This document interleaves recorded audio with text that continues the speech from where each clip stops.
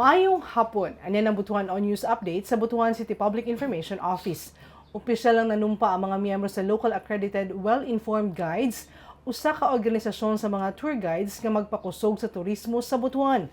Pinaagi silang tahas mas dali masabtan sa mga bisita ang kasaysayan ug kultura sa syudad. Tungod niini mas ma-appreciate kini sa mga turista, mas dako ang posibilidad nga mobalik sila ug makadani pa og dugang bisita nga makatabang sa panginabuhi sa lokal nga komunidad. Lakip sa ilang mga plano ang pagpanindot sa mga nag-unang tourist spots, pinaagi sa pakigtambayayong dili lang sa gobyerno, kundi apil usab ang pribadong sektor. Pinaagi silang panagtinabangay, magpadayon ug mulambo pa ang turismo sa syudad.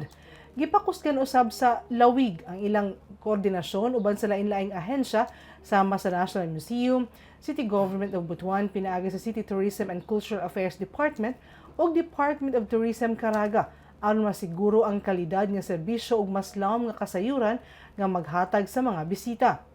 Sa kinatibuk-an ang pag-organisa sa lawig o sa kaimportante nga lakang aron mahimong mas organisado, kasaligan ug epektibo ang turismo nga makatabang sa ekonomiya ug turismo sa Butuan.